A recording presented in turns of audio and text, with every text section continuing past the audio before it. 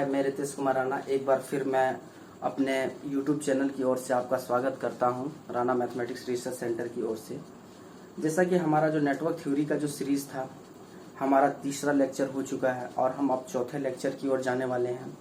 तो हमारा जो तीसरा लेक्चर था उसमें हम लोगों ने सोर्स के बारे में, डिपेंडेंट सोर्स के बारे में डिस्कस किया था और रेजिस्टेंस की कुछ चीज़ों को जाना था।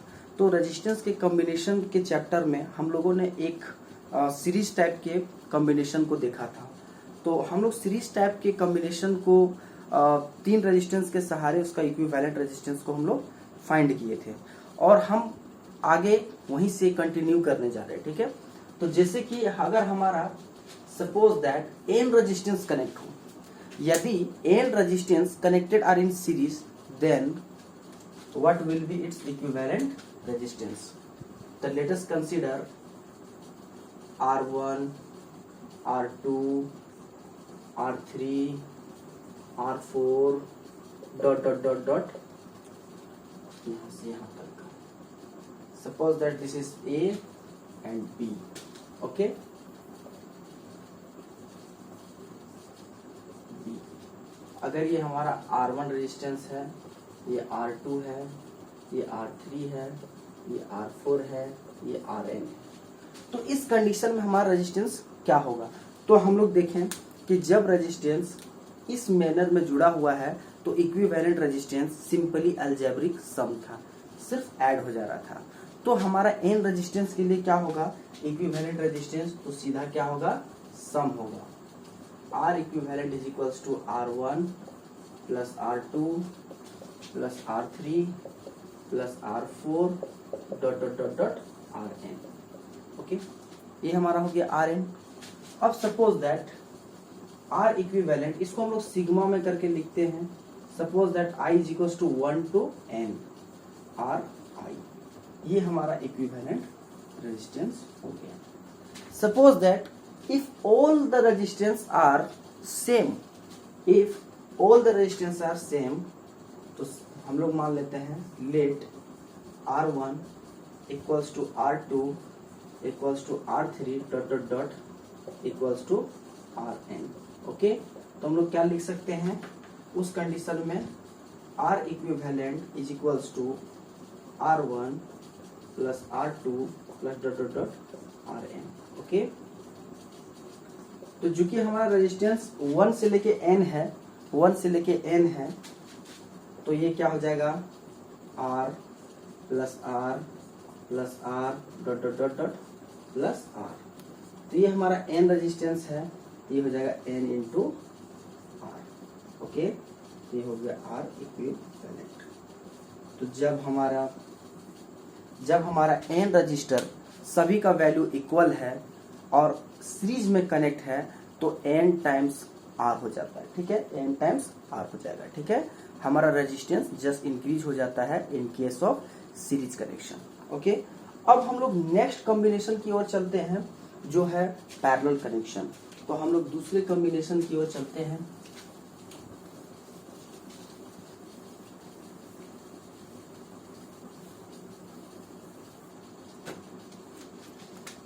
दूसरे नंबर के कॉम्बिनेशन की ओर चलते हैं, पैरेलल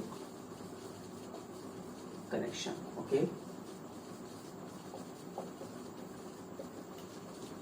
तो जैसा कि पैरेलल कनेक्शन में हम लोग को पता है कि सभी रेजिस्टेंसों का एक सिरा, मतलब one terminal and second terminal को एक साथ, ठीक है, सभी रेजिस्टेंस का एक टर्मिनल को एक साथ और दूसरे टर्मिनल के सभी रेजिस्टेंसों का एक साथ जब हम लोग ऐड कर देंगे, जोड़ देंगे, तो उस तरह का कॉम्बिनेशन जो बनेगा उसको हम लोग पैरेलल कॉम्बिनेशन कहते हैं। जैसे सपोज दैट कि अगर हमारे पास रेजिस्टेंस है, फॉर एग्जाम्पल एक रेजिस्टेंस है, ये रेजिस्टेंस R1 है, ठीक है, एक रेजिस्टेंस R2 है, ओके, एक रेजिस्टेंस हमारा R3 है। अगर हम लोग पहला टर्मिनल सभी का और दूसरा टर्मिनल सभी का अगर जोड़ देते हैं तो इस तरह का जो कॉम्बिनेशन बनता है उस कॉम्बिनेशन को हम लोग कहते हैं पैरेलल कनेक्शन। तो सपोज दैट कि अगर हमको इसका इक्विवेलेंट रेजिस्टेंस चाहिए तो फिर हम लोग वही करेंगे, एक्सपेरिमेंटल थ्योरी के एक्सपेरिमेंट करके हम लोग इसको पता कर सकते हैं। तो सपोज दैट यहाँ का जो करंट है ये I, इसको एम्पियर से एमीटर से इसका रीडिंग ले लेंगे। वोल्टेज हमको पता है कि V है, ओके, ये R1, तो यहाँ पर हमारा करंट क्या होगा I1, ये करंट क्या होगा I2 और ये करंट क्या हो जाएगा I3, ओके। अब हम लोग को आइडिया है कि यदि किसी रेजिस्टेंस में करंट का वैल्यू I1 है और वोल्टेज, सभी पर वोल्टेज क्या होगा सेम, सभी पर वोल्टेज क्या होगा सेम, क्योंकि ये टर्मिनल सेम कनेक्ट है, तो सभी का वोल्टेज क्या होगा V। यहाँ पर क्या हो रहा है कि सीरीज कनेक्शन में करंट सभी रेजिस्टेंस पर सेम होता था और पैरेलल कनेक्शन में वोल्टेज सभी में सेम होगा, करंट डिफरेंट डिफरेंट होगा। करंट डिपेंड करेगा रेजिस्टेंस के वैल्यू पर। अगर सभी रेजिस्टेंस का वैल्यू सेम हो तो हमारा करंट का वैल्यू सभी रेजिस्टेंस में सेम होगा। Similarly in case of series combination of resistance, if the value of resistance is same, then voltage drop across each resistance should be same, okay। तो equality के case में ही same voltage drop हो सकता है किसी series resistance, series connection resistance में, और equality के ही केस में किसी पैरेलल कनेक्शन रेजिस्टेंस में करंट सेम हो सकता है यदि सभी रेजिस्टेंस सेम हो तो, ओके। अब हम लोग यहाँ पर अप्लाई करते हैं। इस जगह का वोल्टेज हमारा क्या होगा V, इस जगह का वोल्टेज क्या V, इस जगह का वोल्टेज क्या V, ओम्स लॉ, ओके। तो सबसे पहले यहाँ से जो करंट जा रहा है तो यहाँ पर KCL ले रहे हैं, तो हमारा जो करंट है I is equals to I1 plus I2 plus I3, इसको हम लोग इक्वेशन 1 मान लेंगे, ठीक है। I1 is equals to I जो यहाँ से जा रहा है इतना प्लस इतना प्लस इतना। अब हम लोग यहाँ पर लेते हैं I1 is equals to V divided by R1, I2 is equals to V divided by R2, I3 equals to V divided by R3। अब ये I1, I2, I3 का वैल्यू इक्वेशन 1 में रखेंगे, तो लिखेंगे हम लोग now putting the value of I1, I2 and I3 in equation 1। जब हम लोग इसको इक्वेशन 1 में रखेंगे तो क्या होगा I equals to V by R1 plus V by R2 plus V by R3, ठीक है। अब हमारा क्या हो रहा है, यहाँ पर अगर अच्छे से देखें तो ये V हमारा क्या हो रहा है कॉमन जा रहा है, ठीक है। सिंपल मैथमेटिकल कैलकुलेशन है, हम लोग इसको बिल्कुल कर सकते हैं बहुत ही आसानी से। अब इस सर्किट का कहीं जरूरत लगने वाला नहीं है, तो इस सर्किट को हम लोग क्या करेंगे रफ करेंगे, ठीक है। इसको हमने रफ किया। अब यहाँ पर voltage V constant, I is equals to V constant, जिसके वजह से हम लोग V को क्या करेंगे कॉमन ले लेंगे, 1 by R1 plus 1 by R2 plus 1 by R3, okay. तो ये क्या हो गया I बाय V, तो उसको फिर पलट देते हैं 1 divided by V by I, okay, equals to 1 by R1 plus 1 by R2 plus 1 by R3। तो जैसा कि हम लोग को पता है कि V बाय I क्या होगा हमारा इक्विवेलेंट रेजिस्टेंस, तो हमारा जो इक्विवेलेंट रेजिस्टेंस होगा, equivalent resistance in parallel is equals to V by I, okay. तो यहाँ पर हम लोग क्या लिखेंगे कि 1 by R equivalent in parallel equals to 1 by R1 plus 1 by R2 plus 1 by R3। तो यहाँ हम अगर देखें तो हमारा रेजिस्टेंस क्या हो रहा है डिक्रीज कर रहा है। तो in case of parallel combination of resistance, resistance should be decreases, okay. अगर हम लोग किसी दो रेजिस्टेंस को अगर पैरेलल कनेक्ट कर देते हैं तो इफेक्टिव इक्विवेलेंट रेजिस्टेंस क्या होता है डिक्रीज करता है, ओके। तो फिर हम लोग नेक्स्ट बात करते हैं एन रेजिस्टेंस के लिए, कि सपोज दैट अगर एन रेजिस्टेंस पैरेलली कनेक्ट है तो देखिए क्या होगा।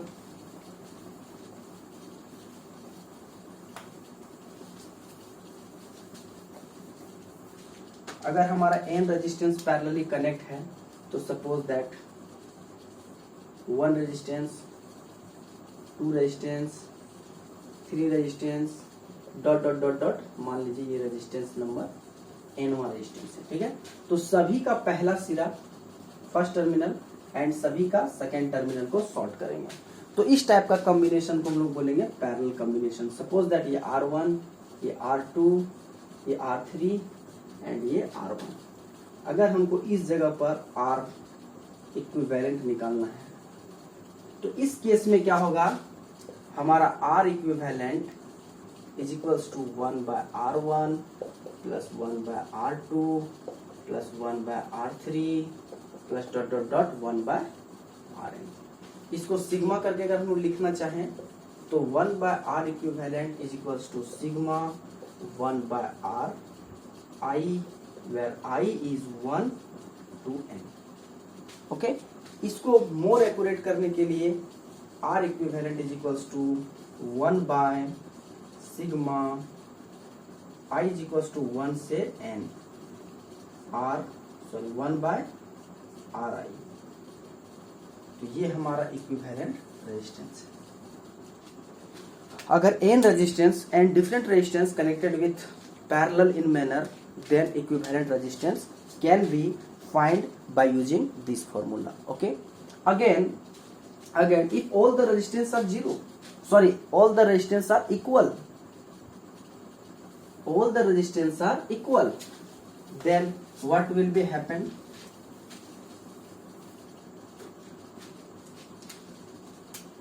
so in case R equivalent is equals to 1/R plus 1/R plus dot dot dot 1/R। Okay, तो ये हमारा कितना n टाइम्स R, ये हमारा हो गया 1/R इक्विवेलेंट। तो R equivalent is equals to R/n। That is कि हमारा जो रेजिस्टेंस है, जितने भी रेजिस्टेंस पैरेलल हो तो इफेक्टिव रेजिस्टेंस जो होगा वो एक रेजिस्टेंस डिवाइडेड बाय जितने रेजिस्टेंस है, यानी कि R/n। और अगर सीरीज है तो मल्टीप्लाइड बाय n। तो जितने भी रेजिस्टेंस होंगे उतना से मल्टीप्लाई हो जाता है, और अगर पैरेलल कनेक्शन हो तो उतना से डिवाइड हो जाता है। इसका मतलब क्या हुआ कि effective resistance in case of parallel combination will be decreases, और मतलब कम होता है, ठीक है, और सीरीज में ज्यादा होता है, ठीक है। तो ये हमारा कॉन्सेप्ट हुआ।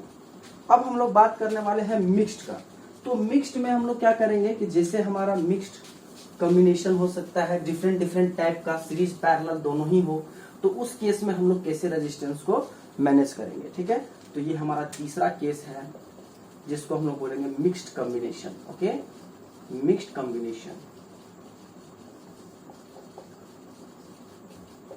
तो बेसिकली अगर हम लोग मिक्स्ड कॉम्बिनेशन में अगर देखें तो कुछ रेजिस्टेंस क्या होगा सीरीज में और कुछ रेजिस्टेंस पैरेलल में।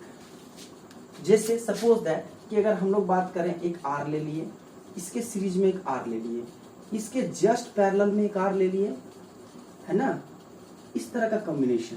और सपोज दैट कि यहाँ भी एक रेजिस्टेंस है AC, है ना, और यहाँ भी हमारा एक सपोज दैट मान लेते हैं कि रेजिस्टेंस है। चलिए हम इस कॉम्बिनेशन की बात कर लेते हैं। अगर इस कॉम्बिनेशन की बात करें यहां से लेके यहां तक, तो कैसे होगा। सपोज दैट यहां से यहां तक अगर देखें, अगर इसको मान ले R1, इसको मान ले R2, इसको मान ले R3, फिर इसको मान ले R4, फिर इसको मान लेते हैं R5। ओके, तो हमारा क्या आइडिया होना चाहिए। तो सबसे पहले जो पैरेलल है इसका इक्विवेलेंट निकालेंगे पहला स्टेप में। तो जो पैरेलल है ये सीरीज है, पहले इसका इक्विवेलेंट निकालेंगे। तो देखिए पहले नंबर 1 हम जो सॉल्व करेंगे इसको सॉल्व करने के बाद जो हमारा स्ट्रक्चर आएगा वो कुछ ऐसा आएगा।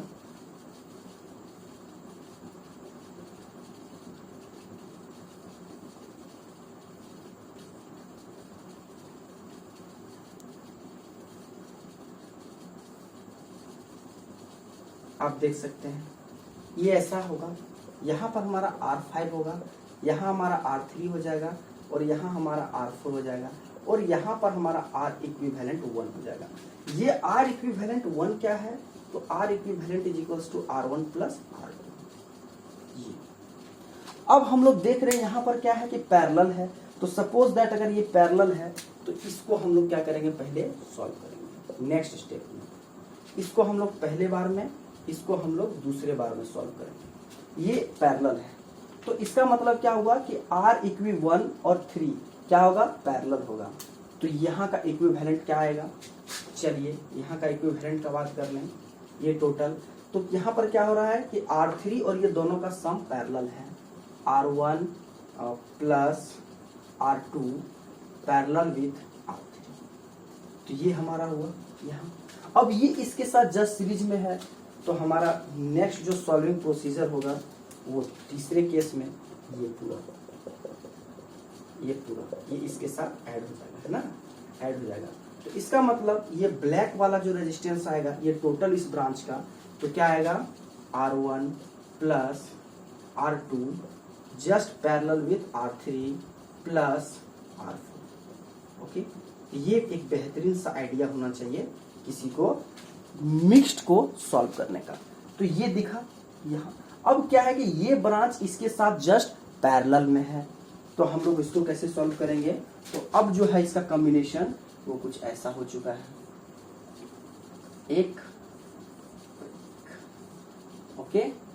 यहाँ पर हमारा जो है सो R इक्विवेलेंट और ये है R5। ओके, ये R इक्विवेलेंट एक्चुअल में क्या है, R इक्विवेलेंट क्या है, तो ये वाला, ठीक है, ये वाला। तो टोटल हमको अगर निकालना है, ये R इक्विवेलेंट ना मान के इसको हम लोग मान लेते हैं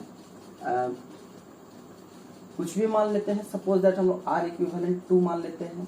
तो टोटल R इक्विवेलेंट निकालने के लिए R इक्विवेलेंट 2 और R equivalent 2 parallel with R5। Okay, तो हम लोग इसको R इक्विवेलेंट 2 के जगह पर इसको रखेंगे और पैरेलल करेंगे R5 से। ठीक है, क्या करेंगे, इस R इक्विवेलेंट को निकालने के लिए ये R equivalent 2 parallel with 5। R equivalent 2 क्या होगा, ये वैल्यू होगा। तो इस वैल्यू को यहाँ पर रखेंगे और ये दोनों को सॉल्व करने पर हमारा फाइनल जो आंसर है वो आ जाएगा। ठीक है, तो हम लोग मिक्स्ड की भी बात कर चुके हैं। अब हम लोग रेजिस्टेंस में कुछ प्रॉपर्टी देखते हैं, जैसे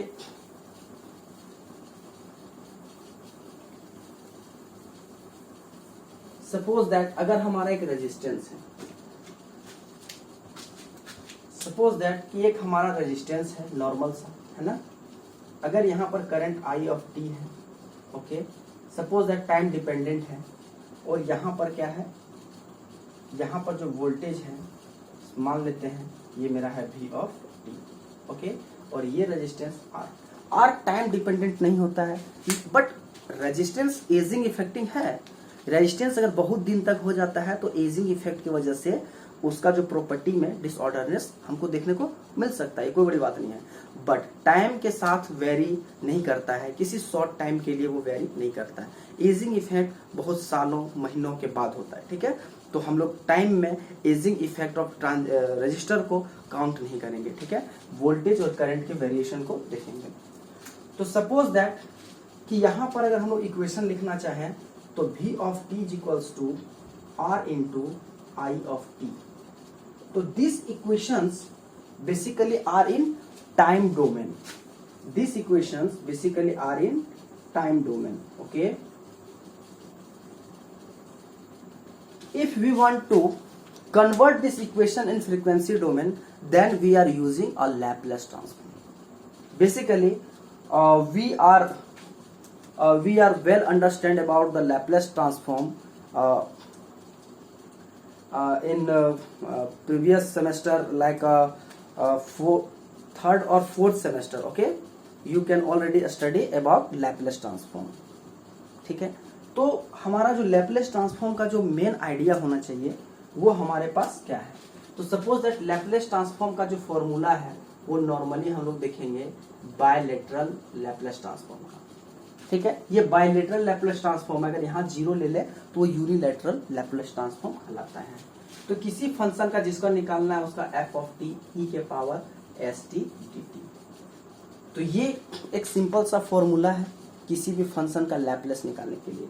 तो नॉर्मली हम लोग यहाँ पर लैपलेस ट्रांसफॉर्म लेंगे तो इसका क्या आएगा, v of s r into I of s। तो हमको पता है कि v of s divided by i of s is known as r, और where r is the transfer function, okay. तो in case of purely resistive load the transfer function itself it's resistance value, okay. ये हमारा R value है, इसका transfer resistance है। यदि हम लोग एक ग्राफ की बात करें तो सपोज दैट एक ग्राफ लिए, ये हमारा V ऑफ S, ओके, ये हमारा I ऑफ S, तो इसके अकॉर्डिंग अगर देखा जाए तो ये रेजिस्टेंस का वैल्यू जस्ट है। तो ये जो स्लोप आपको दिख रहा है, ये स्लोप, ये क्या है, स्लोप, ये slope equals to R, okay. तो ये स्लोप हमारा क्या होगा, R। टेन थीटा और tan theta equals to R if here angle is theta, okay. और dV by di also, or V by I also a constant value which is defined which is denoted as a resistance, okay। अब हम लोग बात करेंगे थोड़ा power की। Resistance में power का एक बहुत ही अच्छा रोल होता है। जैसे हमारा बल्ब है, तो बल्ब में क्या होता है कि टंगस्टन लगा हुआ रहता है, टंगस्टन वायर, जो 3850 डिग्री टेम्परेचर तक बेयर कर सकता है, वो गलेगा नहीं, है ना। तो वो हमारा जो टंगस्टन है उसका एक अपना स्पेसिफिक रेजिस्टेंस होता है, ठीक है, उसका एक पार्टिकुलर रेजिस्टेंस वैल्यू होता है। तो हमारा वो रेजिस्टेंस वैल्यू, हम लोग क्या होता है कि उसमें वोल्टेज अप्लाई करते हैं, करंट जाता है, वो रेजिस्टेंस होता है, और उस रेजिस्टेंस के थ्रू करंट पास करता है। तो वहां पर हमारा जो बल्ब है वो कितना हीट कंज्यूम कर रहा है, या कितना पावर डिसिपेट कर रहा है, या कितना लॉस हो रहा है, इस चीज को हम लोग को कैलकुलेट करना बहुत ही ज्यादा इंपॉर्टेंट हो जाता है। इसी के अकॉर्डिंग हम लोग देखते हैं कि कितना पावर का कंजप्शन हमारे घर में हो रहा है, या कितना इलेक्ट्रिसिटी हमारे घर में यूज हो रहा है, इसी के अकॉर्डिंग हम उसको जान पाते हैं। तो सपोज दैट अगर हम लोग बात करते हैं एक सिंपल सा रेजिस्टेंस का, तो हम लोग सबसे पहले जानते थे कि power is equals to, suppose that हम फिजिक्स में चले जाते हैं, rate of change of work, या हिंदी से कहते थे कि कार्य करने की क्षमता को एनर्जी कहते हैं, ठीक है। और पावर क्या होता है, rate of change of work, dW by dt। अगर हम लोग सपोज दैट इसको dW बाय कर दे dQ, ओके, और इसी को कर दे dQ बाय dt, तो आपको बहुत ही ज्यादा अच्छा नॉलेज होगा कि हमारा potential V is equals to dW by dQ, okay. और ये भी आपको पता होगा current is equals to dQ by dt, ये आपको बिल्कुल नॉलेज होगा। तो हम लोग पावर इज इक्वल्स टू लिख सकते हैं, power is equals to in electrical system V into I, okay, V into I, power is equals to V into I. अब हमको पता है ओम्स लॉ से, Ohm's law, simply Ohm's law से हम लोग क्या जानते हैं कि V is equals to I into R, okay. और दूसरा क्या जानते हैं कि I is equals to V by R. तो ये V के जगह पर वैल्यू को हम लोग रखते हैं, तो V के जगह पर रखे तो I इंटू आर इंटू आई, ये हमारा हो गया I स्क्वायर इंटू आर। ये भी पावर का एक फॉर्मेट है, ओके, ये भी पावर का इक्वेशन है।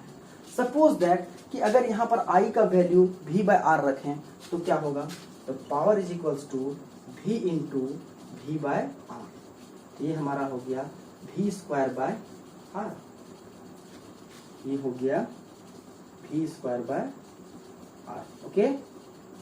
या ऐसे लिख सकते हैं हम लोग P is equals to V square by R. तो यहाँ पर हम लोग एक चीज देखते हैं कि यहाँ पर दो डिफरेंट इक्वेशन आ रहा है, एक इक्वेशन करंट पर है और दूसरा इक्वेशन वोल्टेज पर है। तो यहाँ पर सबसे ज्यादा इंपॉर्टेंट ये हो जाता है कि यदि हमको पावर कैलकुलेट करना है तो एक इक्वेशन वोल्टेज के लिए क्यों, एक इक्वेशन करंट के लिए क्यों। तो इसका एक साधारण सा जवाब है, वोल्टेज वाला जो इक्वेशन है जनरली इस इक्वेशन को हम लोग बल्ब में पावर को कैलकुलेट करने में यूज करते हैं। क्यों? तो देखिए ऐसा क्यों, तो इसका रीजन ये रहा।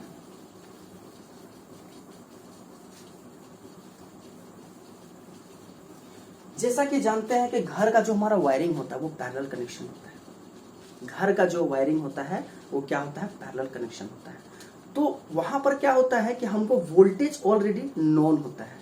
क्यों? क्योंकि अगर हमारे घर में 220 वोल्ट है, अगर पैरेलल कनेक्शन है, तो अभी थोड़ी देर पहले बताएं कि in parallel connection voltage should be same each component across each components. अगर आपके घर में करंट आ रहा है तो हमारा क्या हो रहा है, फैन के अक्रॉस जो वोल्टेज है वही वोल्टेज हमारा बल्ब के अक्रॉस है, वही वोल्टेज हमारे मोटर के अक्रॉस है। तो सभी जगह पर वोल्टेज सेम होता है, बट करंट का वेरिएशन होता है अकॉर्डिंग टू पावर। क्यों? क्योंकि power is equal to V into I. भी अगर कांस्टेंट है तो आई ज्यादा। अगर किसी मशीन का रेटिंग ज्यादा तो इसका मतलब वो करंट ज्यादा ड्रॉ करेगा। क्यों? क्योंकि वोल्टेज तो कांस्टेंट मिलना है। और करंट के ज्यादा ड्रॉ करने से क्या होता है, heat. I square R power into time, कि अगर आई आर स्क्वायर पावर बहुत ही ज्यादा समय के लिए अगर लॉस हो रहा है तो हीट डिसिपेशन होना स्टार्ट हो जाता है। तो जब हमारे वायर में हीट के फॉर्म में एनर्जी डिसिपेट होने लगता है तो हमारा वायर शॉर्ट कर जाता है। इसलिए हम लोग कम पतला तार में अधिक रेटिंग वाले मशीन को यूज नहीं कर सकते हैं।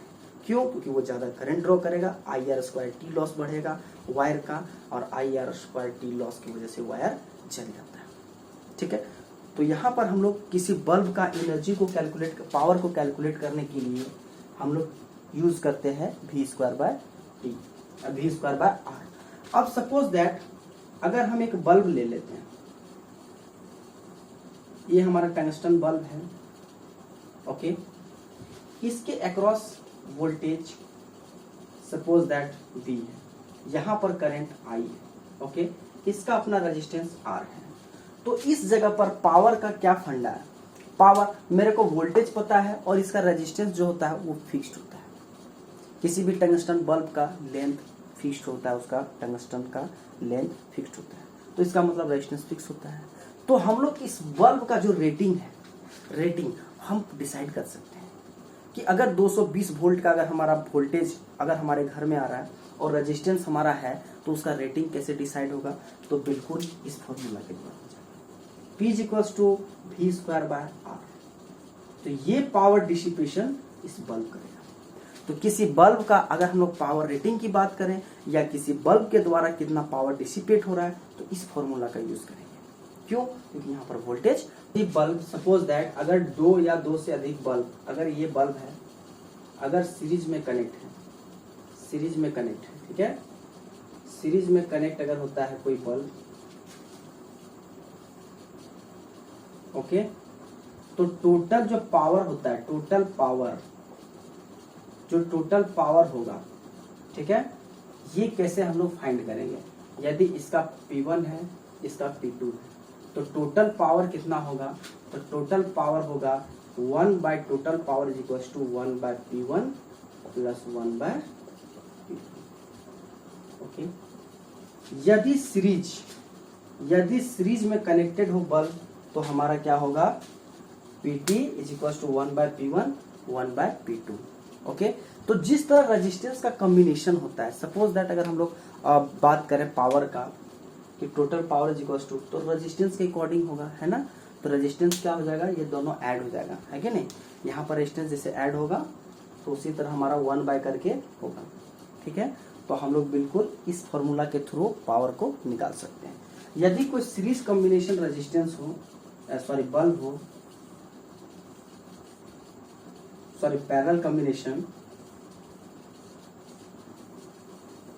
इस टाइप में और यहाँ अगर वोल्टेज हम लोग दिए हुए हैं तो इस तरफ में हमारा जो टोटल पावर होता है वो जाता है P1 प्लस P2। तो एक्चुअली में हमारा जो घर का कनेक्शन होता है वो कैसा होता है, PT is equal to P1 plus P2। तो इस टाइप का घर में कनेक्शन होता है, पावर जो है सो एड अप हो जाता है, ठीक है। ये सीरीज कनेक्शन अगर करते हैं तो पावर लॉस कम होगा। हम घर में अगर सीरीज कनेक्शन करते हैं तो घर में पावर लॉस कम होगा, बिजली बिल कम आएगा। बट इसका डिसएडवांटेज ये है कि हमारा अगर एक सिस्टम खराब हो गया तो घर के बाकी रिमेनिंग सिस्टम ब्रेक डाउन हो जाएगा। वर्क नहीं करेगा। ठीक है, अब हम लोग बात करते हैं थोड़ा सा एनर्जी की।